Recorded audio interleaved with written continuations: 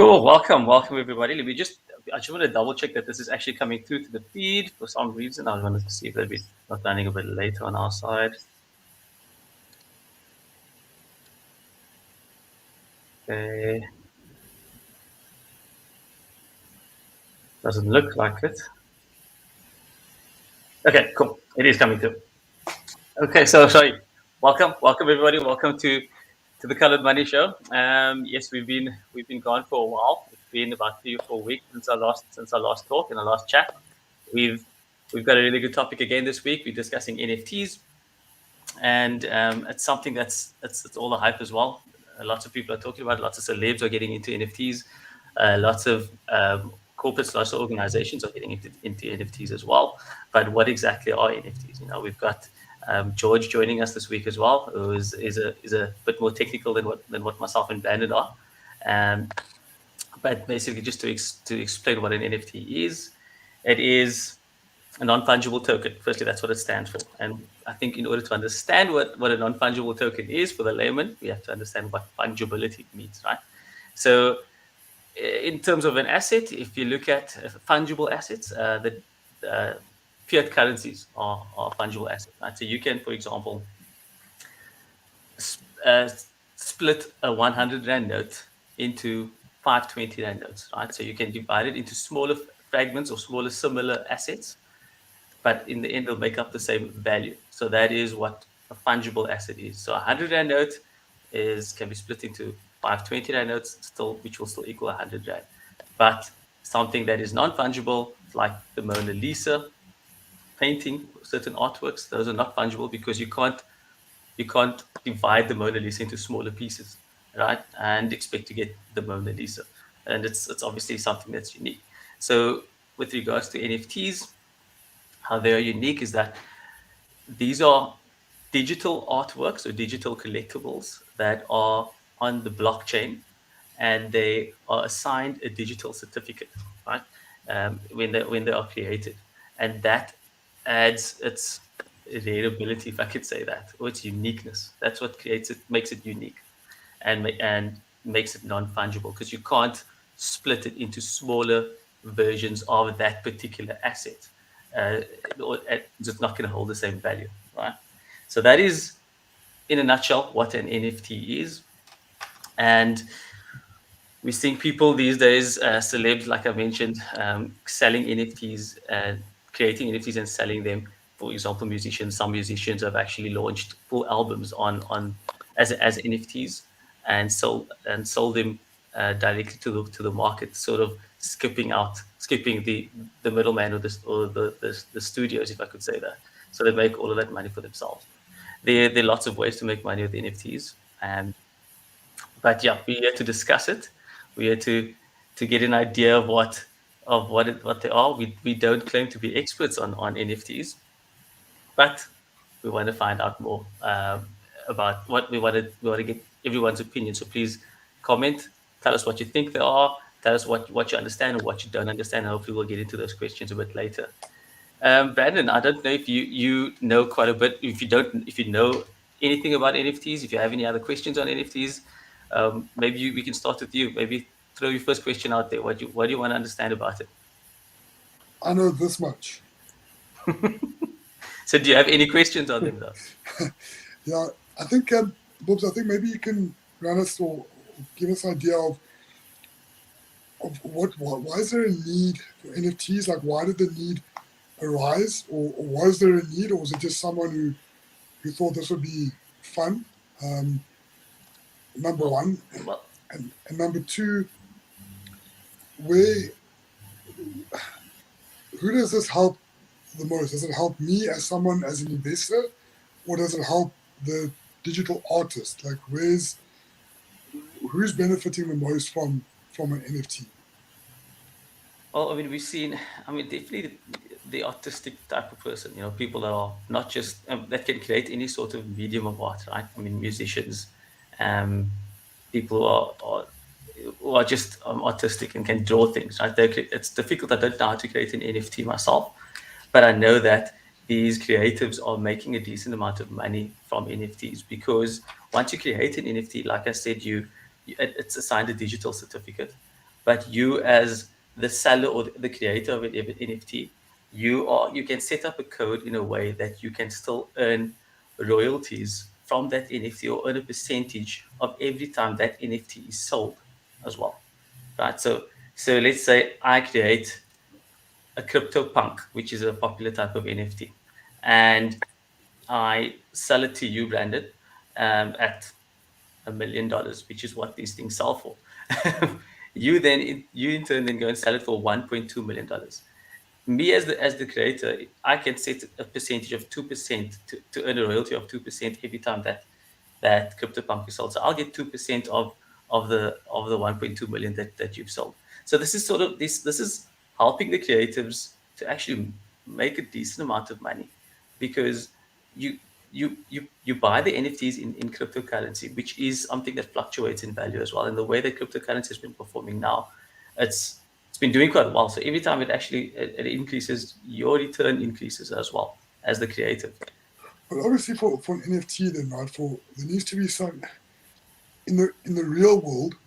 You've almost got to be a somebody or a someone, because if I just created an NFT of Brandon, I mean, who's going to want to buy the Brandon NFT? But if you've got a Mike Tyson something NFT, because he's well known, celebrity, sports person, there's a demand then for whatever NFT he creates, right? Have I got that? Is that correct? Yeah, no, look, obviously it's like art, you know. Um, so many artists, millions of artists in the world, but not all of the art is valuable, right? So you get certain NFTs that are more valuable than others, and it's just, if the market decides right now.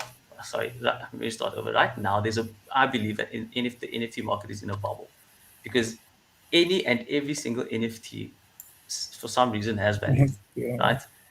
And people are turning. I mean, there's 12-year-old kids that are making millions of dollars creating little NFTs uh, of whales that they've just drawn and selling it for an arm and a leg. I don't. They are digital rocks. It's literally a picture of a rock that gets sold for $1 million, right? But people are just buying it because they think that they can turn it and flip it as well. George, I don't know if you've had any experience of seeing these type of NFT, this craze in the NFT market right now. I mean, what is your take? Do you think it's a bubble right now as well, or do you think that it's going to eventually go to naught, or do you think there are actual that some NFTs will come out on top and still hold some serious value? Yeah, thanks. So I think, like if you look at NFTs, this is just like a type of a further evolution of blockchain, because I don't think we yet 100% understand it. So this is just the extension of blockchain. So if you look at NFTs, it's not that much different than owning a part of a coin, or all that does is it's a digital store of ownership. You don't have, when you own an NFT, and I think that's where lot of people get confused. Is, I mean, I can buy an NFT and someone else can take that same photo and take a screenshot or just download the image, and they can use the image and they can do whatever they want with the image. The only difference is I own it. So if I want to enforce the value of it, then I've got proof that I actually own it. So if you look at these things, it's like everything in life. So I think the reason why there is a bubble is because people don't understand it, because it's digital, it's new, it's complicated. Everyone intentionally creates complication around it so that they can hype it up and bubble it up, and they can sell weird dolphins for ridiculous prices. And it's purely because people don't understand. People go onto social media and they get a thing. NFTs is the next best thing, and the first NFT that they see that's got a little bit of traction, they jump onto.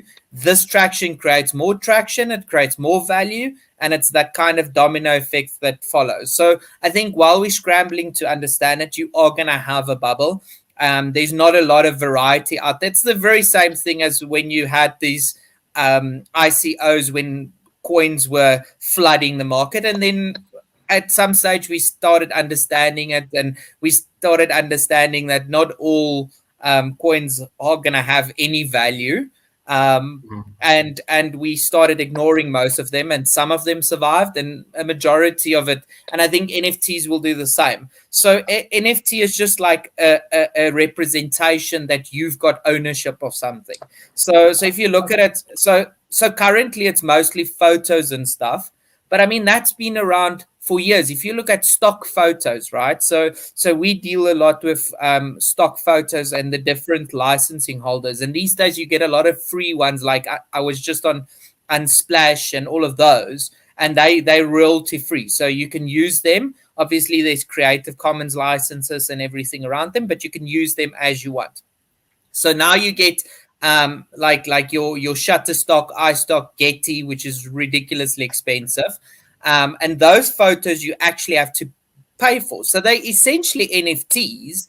Just the authority of who owns them is held in a contractual form, in an old world kind of fiat like contractual form, whereas modern NFTs are exactly the same things. It's a photo that you have the rights to, and everyone can use that photo. I can use someone else's NFT for whatever I want, but if they want to claim the rights of it, then they can prove that they actually own the photo and I don't. And that's the only thing that's different. And I think that's something we missed, because it's always been there. And real world things work exactly the same way. If I've got a bicycle standing on the side of the road, like anyone can walk to the bicycle and climb on top of the bicycle and ride away with the bicycle, but I'll have some kind of proof where there'd be a receipt or something that I purchased that bicycle, and therefore I've got ownership. And most of the time you don't. So it's like you buying something on the second-hand market. Like if you're buying something on like a OLX or something like that, if you didn't sign a contract with that person that you own it, how do you actually even prove that you own it? And it's the same thing with NFTs. So now you start having a situation where you can prove that I actually had that, I own that. So I've got the exclusive rights. It doesn't limit anyone from using it. So I can use it. But if there's a type of like enforcement, and that's, I think, the next step to NFTs is okay, it's now great that I own it, but are the courts even going to recognize that as an NFT? Because the only value you have for owning an NFT is that you can enforce the royalties on it. So if someone wants to use that NFT and print, like let's say I bought some fancy NFT, like, and now someone goes on Amazon and prints like 1 million t-shirts with that NFT on. Now I need to, there's no stopping. You can go do that. There obviously is then the proof that you own it, but you then have to enforce that royalties in the court of law. And if the court doesn't accept the NFTs, then that NFT essentially is pointless. I think it's people speculating on what this can be in the future. No one wants to miss the next crypto wave that's going to hit, and everyone that saw everyone else getting rich of it is jumping into it. But by the time everyone's now jumping into it, the initial people have already cashed out and moved out. So the bubble is definitely, I would say, I don't know how close it is. I think it's quite new still. What's then stopping us from doing an NFT and making money? Nothing. Nothing. So your ability to convey that it's valuable. Brandon, so what's different between a Nike shoe that was worn by this athlete and a Nike shoe that I buy in the shop? The one is sweaty and old, and the other one is brand new and probably a better quality because it's a newer one, except the other one is worth 100 times the value purely because you can say it was worn by that person. I hear you, but what I'm saying is, like Boobs was saying earlier, there's 8-year-olds putting pictures of rocks as NFTs and it's going for $1 million. Like, why? So I saw that's the speculation. That's the speculation. People buying it because they think that it's just going to add more value. And if the market decides that they are willing to pay $1 million for it, then that's what's going to continue happening until someone ends And up being left with the that's bag. the point I'm trying to get to is Yeah. look at the. So I'm going to take us to like the meme stocks, right? Things like there was, GameStop. There was these other little things that all like the Reddit army essentially, right? So they all came out and just out of nowhere they were like, "We're tired of Wall Street. We are now going to form our own little investment club, and we're all going to put all our money into whatever stock, whatever share we think needs to go up." So, for example, GameStop was a company which was literally bankrupt. It was making no money. Um, but then all of a sudden, and it was one of the most shorted stocks in the market. The Reddit army decided, no, no, no, we all now gonna invest into the stock, and they pushed the stock up over, I think, like 5, 6, 700% to the point where it became profitable because you can't, if the whole retail market is getting into this craze, Then it's the got value. institutional guys are going to jump on the bandwagon because they're going to be losing And out they really money, have. and they And really they have. really have.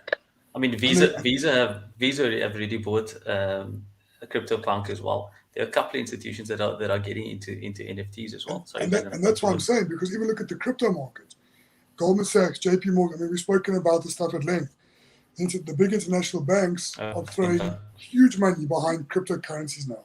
So whether it be that they're having crypto trading desks, or the development of the blockchain, or whatever it may be, they're now jumping onto that. And as you said, now books as well, Visa is now jumping on the NFT bandwagon. So as soon as institutional money gets behind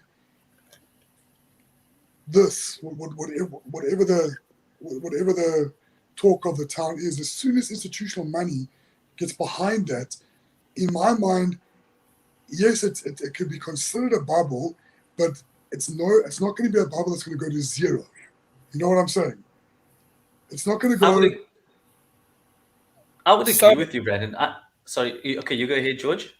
no, so look, I mean, it's something, Brandon, that I've said like all along about crypto. It's probably one of the few online bubbles that can never go to absolute zero, and purely because we don't know what absolute zero is, and we can't accomplish absolute zero because we don't know where that is first and foremost, and we also don't, like a lot of people. So give you examples. So let's just take lost wallets and us not knowing who the whales and all of those things are. Like, there's never, it's physically impossible for all the value to go out because we'll never know when all the value has been withdrawn.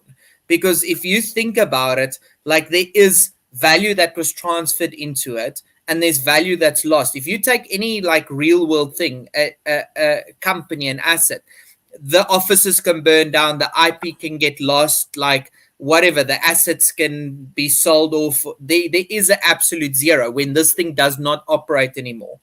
But in crypto, you can never have that because there's so much of it that we don't know if it is there, is it not there. People don't have access to it anymore. So, and I think it's the same with NFTs. So it might go very close to zero, but it will never hit absolute zero. And I think it's physically impossible for it to run absolute zero unless there's a security vulnerability. So I think that's the only exception, is a situation where we break the encryption, and like that's not impossible. But essentially that's the only time, because that's the only time you can say, okay, this store of value is no longer legitimate, and I can change values and whatever the case is, and that will make it go to absolute zero. I think it's definitely an opportunity for the creatives to start making a decent income. I mean, look at the history of artists. I mean, your Picasso's, all these old famous artists. They most of them died poor, right? Whereas the NFT market now provides an opportunity for artistic people to actually make a buck and a living. I mean, to earn a decent living during their lifetime, and not just their family benefiting from the royalties of their art. The the reason I say that is because, alluding back to what Brandon said, the market right now. You look at a 25-year-old. Do you think, even me as a a 38-year-old, giving my age away.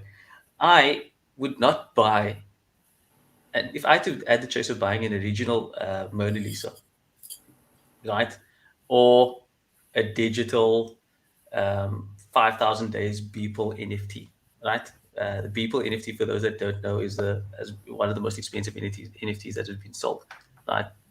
I personally would want the digital art.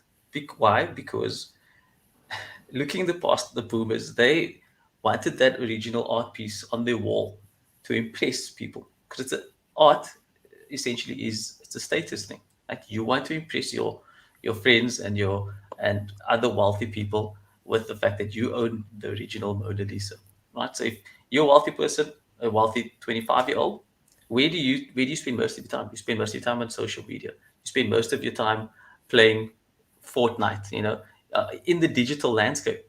And with Facebook now announcing that, I mean, they just changed their name to Meta, which effectively shows that they're probably going to be leaning towards the metaverse, moving towards creating a metaverse. And what the metaverse is, for those of you that don't know, um, sorry, I'm digressing a bit, but for those of you that don't know, if you've watched the movie Ready Player One, it's where you live a separate life in a digital reality, if I could call it that, right?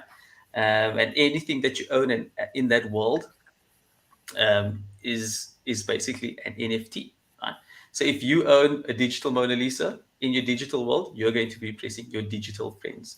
And most people nowadays are spending, now it's 40 to 50% of your time in the digital landscape. Soon, it's going to be 80% of your time will be in the digital landscape. That's my opinion. I mean, it's speculative, but it's my opinion. I think in 10 years from now, we'll all be spending 3 to 4 hours a day at least on with VR headsets in the metaverse. And that's why I think that NFTs will become part of that metaverse, and will have longevity in terms of holding value in the metaverse as well. But I do agree with you, George, that I do think 90% of NFTs will go to naught. Similarly to how with the ICO boom, 90% of ICOs basically were pump and dump schemes as well. Yeah. But go So, ahead. so I just want to say, like, so you said like this is an opportunity for artists to do like to do well. I think now, yes, it seems like any artist can jump on it and make a buck, but it is eventually going to even out, and you're still going to get good artists doing good things and making good money, and bad artists not. I think the big difference is the exposure. So you get so if you go to, I went to this artistic town in called Clarence, and basically there was a guy street vendor selling art, and then there was a art studio, and the art was, I mean, for me being not an expert in it, equally beautiful, except I paid a hundredth to the street artist, and I liked his art more.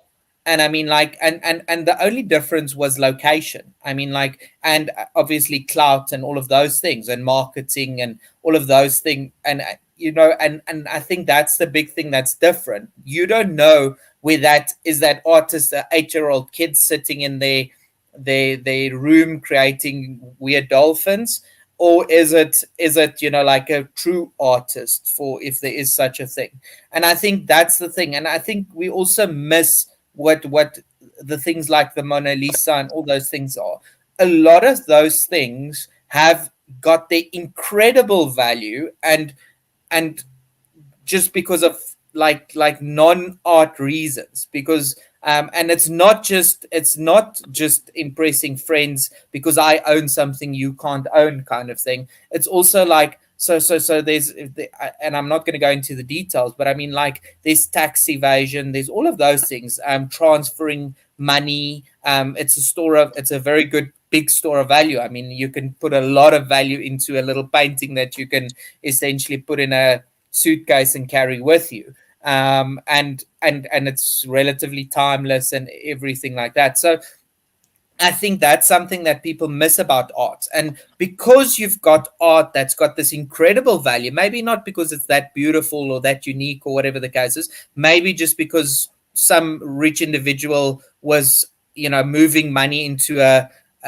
location where there's less taxes using that art form, because that piece of art has got so much value, lesser art's value also goes up, because I can't buy Mona Lisa, but I can buy X painting from this painter that is now 100 or 1,000 of the price, but it also has more value than it actually should have, like actual utility value. It's a perceived value because of a higher perceived value. So I think that's a big thing that people will see. So those things, and you will have that. So that's why you have Weird Dolphins having Yeah. a lot of value, because you got the Beeple artwork worth so much that people are saying, okay, well, if that's that worth that much, then this lesser piece of art, it's fair to say that it's worth this, because it's like such a small percentage of the Yeah. value, and it's what's available. Because Yeah. obviously the availability, because yes, Brandon, you can probably now in 10 minutes go create some weird drawing in Microsoft Paint and put a few splotches on a GIF and upload it, and within minutes you've got an NFT, and that thing can go moonshot, because there isn't a lot of choices out there. So people like you are going into it and it's like, oh well, I need to get some NFT, and what's the cheapest one? The Weird Dolphins or the splotches, and all of a sudden that thing goes up in value, not because it's valuable, because people like at looking at the perceived future value, because I need to get a piece of this now. And I think that's the big thing. I will say that there are NFTs that have different use cases, right? So I actually like. I mean, if you look at gaming NFTs, and there's a whole trend and move towards play to earn crypto games, right? I don't know if you guys have heard of it. So it's blockchain gaming. You basically buy an NFT.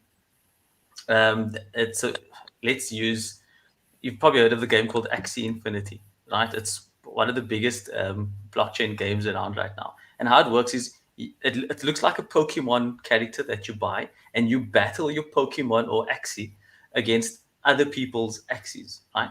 And if you win, you earn a cryptocurrency that actually has a value, right? But in order to play this game, you need to first purchase an NFT, and the NFT is those characters, those Pokemon characters. So that then actually adds utility to the NFT, right? Because now you own this NFTs, or you own these. You have need to have three NFTs in order to battle. So you own these three NFTs, which are increasing or decreasing in value. Most of the time, they're increasing right now, obviously because of the bubble. But you're earning money every single month, the cryptocurrency every single month. So those kind of NFTs, I think, have more longevity than your normal gifts that you're purchasing that does not necessarily have utility. So I think like around the whole crypto gaming NFTs, that's going to be around for a really long time. That's my opinion. I don't think that they will go to naught. There will be some that will go to naught because obviously people aren't playing it and not using it. Then essentially it's going to go to nothing. But you'll see the network effect around the whole gaming NFT ecosystems is amazing, and they are taking over. More and more people are starting to use it. The entire Philippines, basically, the people play this game called Axie Infinity, and they earn more money than what the average wage is in the Philippines right now. I think it's a I minimum think wage, we not the average wage. I think we're in for a wild ride. I don't think I mean, you guys know I was anti crypto for a long time, and then the more you sort of see the uptake of cryptos and not just Bitcoin, but everyone was just getting involved in this, and it just became like a snowball effect. And it at first became like cryptos was first like to irritate and to piss off the Wall Street or the financial guy or the governments. You know, it's like sort of taking back the power. Then it became more than that.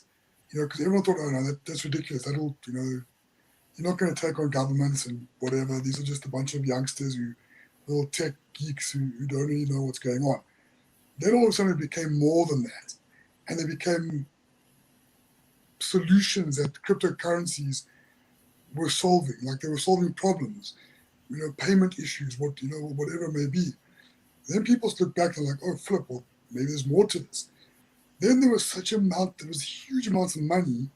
I mean, trillions of dollars being pumped into Bitcoin that it became so big that institutions could no longer ignore it. Governments could no longer ignore it, right? To the point where things, people like China ban it or whatever, or you got the banks in America now pumping cash into it. And that was just the start. And look how quickly since the adoption, like the take up of like the financial world, Wall Street, have sort of embraced cryptos. Look how quickly everything else has now come along with it. I mean, it's been phenomenal, like exponential growth in the last. I would even call it just before COVID that we started seeing this like crazy anything coming up and cryptos being taken up by every Tom, Dick, and Harry. And now you've got NFTs, and there's going to be something else that comes along with it. Tomorrow there's going to be another tech solution, something else that's got to do with the blockchain. So I think we've just started scratching the surface. And again, as I've been saying, I say to all my clients, all my asset management clients, like especially in South Africa, because it's so funny in SA, the institutions and the banks here are still very skeptical and very scared of cryptos and blockchain because they don't understand it, because they're not taking the time. I think they feel threatened by the crypto world, by the crypto trader. They feel like their jobs are in jeopardy. But nonetheless, if you don't take it up now and get that first mover advantage, especially in our market, in the South African market, you're going to be left behind, because in 5 years' time, the investment world that we see now is going to be completely different. It's not going to be the same. It's going to be day and night from what you see now to what you see in 5-10 years' time. And I'll use the example as well is, governments trying to raise money or trying to get the pension funds to invest into infrastructure projects, right? To get the water pipelines fixed, or get ESCOM fixed, or create jobs with manufacturing and employment. So they've got all of these wonderful ideas, and they're trying to get pension funds to invest our money or our pensions into those projects, right?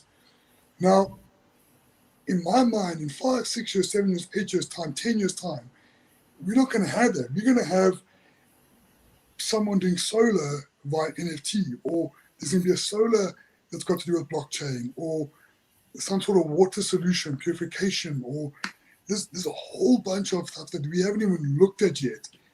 And if you're not going to move with it, and you're going to sort of stay in, back into the archaic days and archaic years, you're going to miss out. And as asset management clients and the banks in SA, I think they're running very, very close to falling behind, where the rest of the world, like people like Zimbabwe, will overtake us because they'll adopt cryptocurrencies. Yeah, I agree. That's why people think that China are making a massive mistake by banning Bitcoin as well. And they actually, the ball was in their court. They had the dominance in the sector. I mean, so many of the miners were in China, and then they banned everything, and now everybody's moving to the US and to South America now as well. So I don't know. We'll see what happens. Hopefully, regulators do come on board in South Africa. I think that it needs to happen. We've got more crypto adoption in South Africa than most other countries, right? People are just jumping aboard, not caring about whether it's illegal or not. I don't know if there's anything else. I think we can actually call it. I'm not sure if there's anything else that you guys want to discuss. George, was there something Yeah, else that you wanted to add? yeah.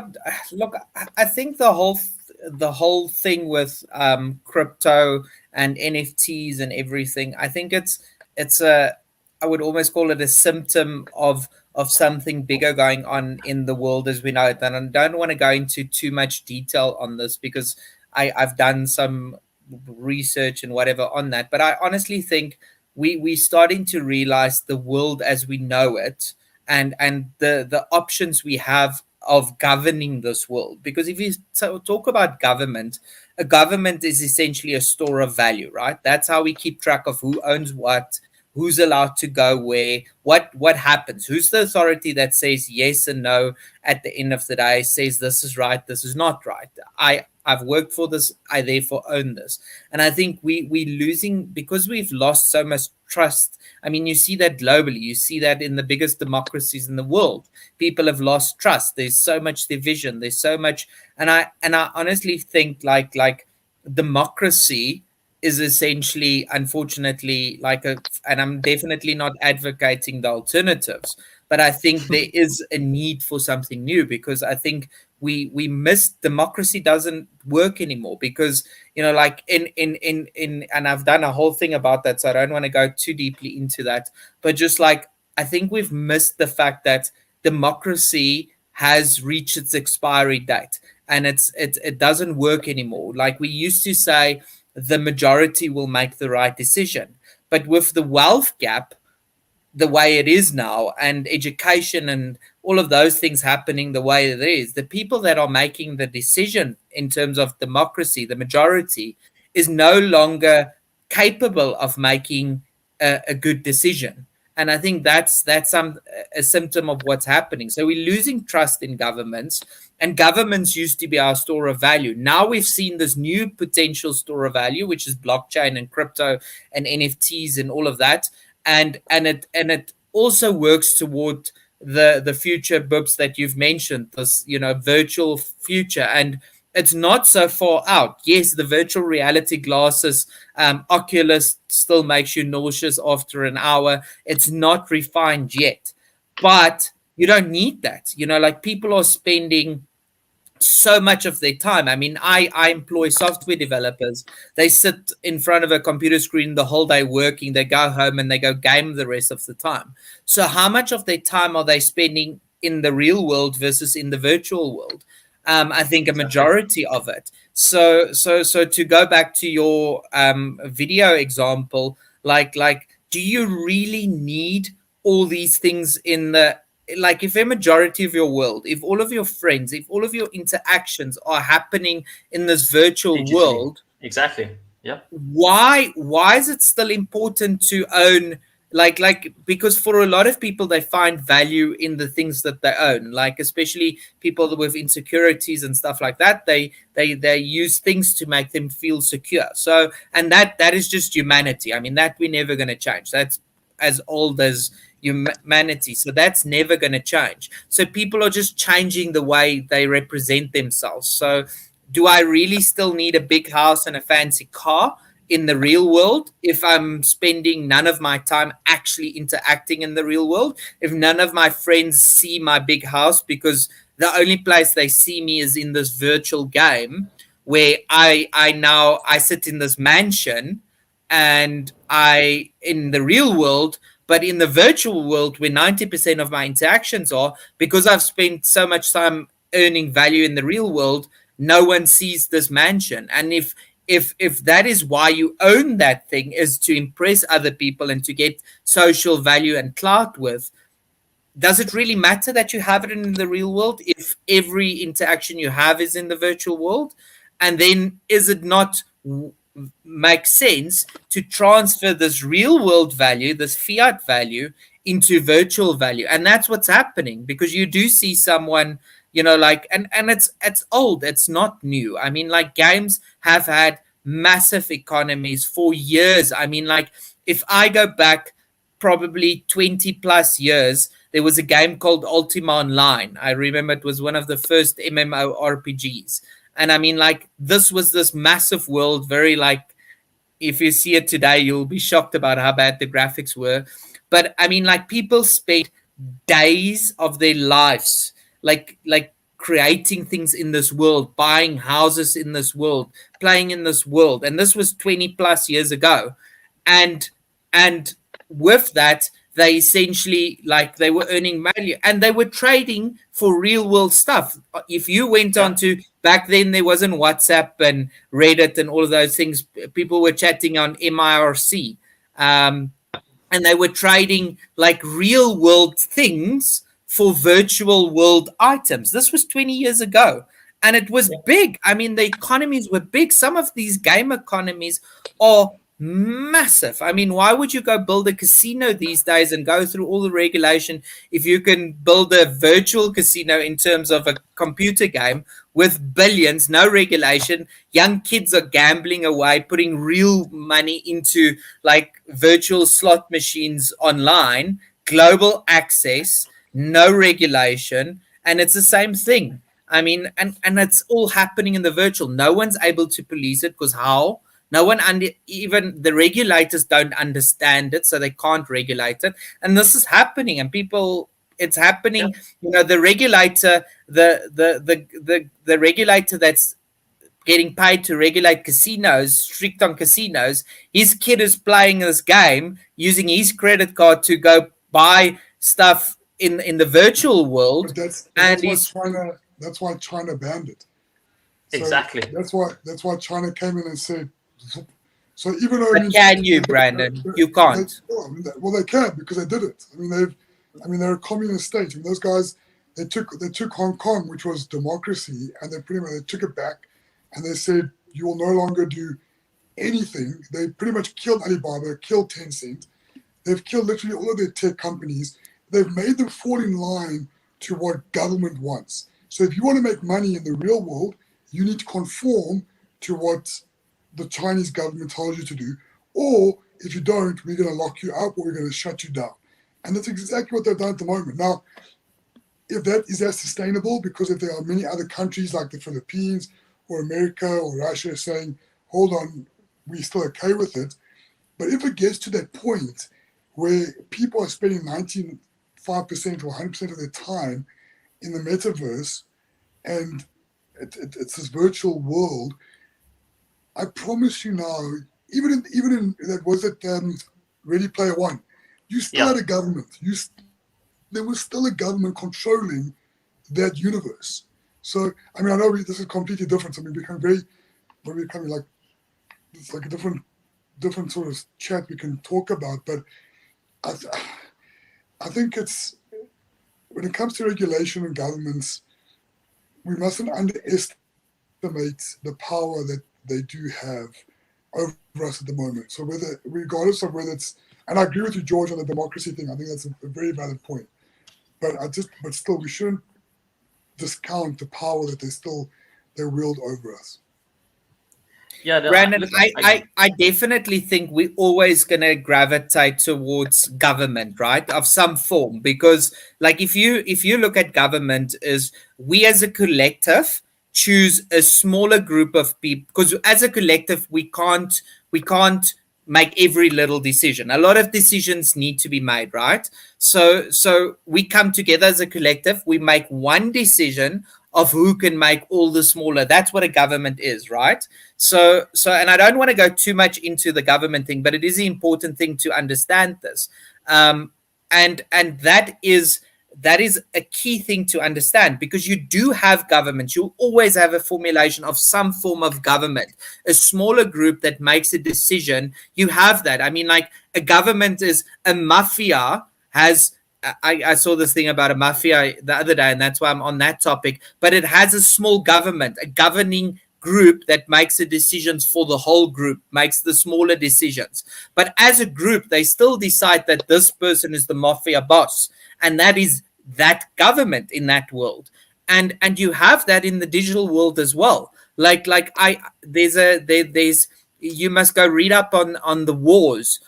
On some of these virtual worlds, there's been wars because people just decided we're going to have a war now, and for various reasons. And obviously there was people that made real world fiat. There was fiat millions that went into fighting these virtual wars because one government in this virtual world decided to fight another government in this virtual world. And because of that, it was millions of or dollars in real money that was represented in and lost and traded and moved around in these wars, because even though it happened with virtual currency, this virtual currency is traded for real world currency. And a lot of these, even when it's illegal, some of these games outlaw it, but people are still trading it, and you're always going to have that. I mean, like, you're always going to have some form of underground. You're never going to ban it. Not China. I mean, like, China will never completely ban it, and they can't. They can make it really hard, but you can People always can just just, use a VPN. you Use a can jump on VPN, a VPN, jump on a and proxy. then There's so many ways of getting around it, and people do. I mean, like, so not that like, we're advocating for people to use VPNs on this channel, but I mean, no, I mean, like, VPNs have their own security benefits, but obviously people use them to circumvent whatever censorship or whatever the case is. yes, Like the malicious use of any of those things is obviously a common thing. Or and malicious is determined based on the ruling government in that world. yes, So yeah, anyway, back to the NFTs. So I think yeah. there's always going to be I think so. we've digressed for long enough. Yeah, like I think that just, I mean, I do agree with you both that governments will try to regulate anything on the blockchain, whether it's cryptocurrency or NFTs, because it's tradable and it's not necessarily controlled by the government. But in saying that, I agree with you, George, that as much as the government tries to ban it, they can't ban it because there will always be competition. China might be banning it, but there will be other countries in the world that will see an opportunity because China is banning it. They will allow it, which will then bring those people to their country, right? So that's why I don't think that it will ever be banned by governments in its entirety across the world. We should But actually NFTs, do a discussion on that point. It's actually quite a cool thing to chat, like the government things, the different sort of the roles competition between governments. like, Yeah, maybe that's no, a good that, topic. and how to play into and how to sort of play into like a metaverse type of thing. I think it would be quite a cool little. Yeah, I think re- next week we can actually maybe go into the metaverse in more detail, discuss the potential of the metaverse and where we think it's going to go. So I mean, let us know in the comments, those that watch it after live. Let us know if you'd like us to discuss that. But I think, yeah, look, NFTs, in my opinion, just to end off with, I think it's definitely got longevity. I do, however, think that many of the NFTs will go to naught, and I do think it is a bit of a bubble. But for now, you can make decent money if you know how. If you know how to create an NFT and you know where to sell it or where to buy, if you want to flip NFTs, I mean, you can use platforms such as OpenSea or Rarible, and Vive. Vive is quite a good one. It's actually an app you can download on your phone. And the nice thing of Vive, before we go, is that you don't necessarily need a cryptocurrency. They have their own online token, but their token is one to one with a dollar, right? And you can buy and sell NFTs on that app. So check out Vive app as well. And not that they're not sponsoring the show in any way, but yeah, yeah. So I think it's definitely got a future, and it definitely got longevity as well. Brandon, maybe you want to your side, and then George, what do you just something to end off with? What do you think about NFTs and where it's going? Brandon, you Yeah, go first. I'm with you, Bobs. I'm with you. Okay, No, cool. cool. And you, Thanks George? for this. I enjoyed, and I think as much as it sounds like we digressing a lot when we talk about governments and stuff like that, I just keep going back to the fact of that is all that an NFT is. It's a currently in its current state, NFTs are little JPEG images, but it can be anything. NFT could be a loyalty voucher that allows you free food at your favorite food place. It can be a thing, a special gun you can use in a game, or it can be anything, and it can be physical things as well. I think it can represent that you can own physical things. I think the only thing is, how do we make that link? And then obviously, how do we enforce that I can own that? In a game, it's easy because the game software just says only this person has access. But when we start interacting the virtual world with the real world, how do we then enforce it? And I think that's why the government, you're just transferring from a real world entity into a virtual entity, and the blockchain that holds the NFT transactions is now the same ledger as you have in a real world, where you have title deeds of houses, for example. Like a house is an NFT. Who says Yeah. I own that house? And I think that's the big thing. So I think it is just who keeps track of who's got the right, not who has it, who has the right to say what happens with this thing. Yeah, no, agreed. Yeah, in essential, in a nutshell, NFTs and crypto, similar thing. It's more about the revolt against centralization, I guess, right? It's more about the revolt to centralization, moving away from centralization to decentralization, power to the people, giving power back to the people, so as to say as well. I think we can end it off there. Thanks, George. Thanks so much for joining us. Let's hope that you can join us again sometime when you are free as well. George is the man behind the scenes of with regards to the three of us. Let's say is pulling the strings behind the cameras. Let's say that. But yeah. Anyway, from our side, thanks very much, guys. Thanks very much for joining in, watching, and please join us live next week again. Bye bye. Thank you, guys.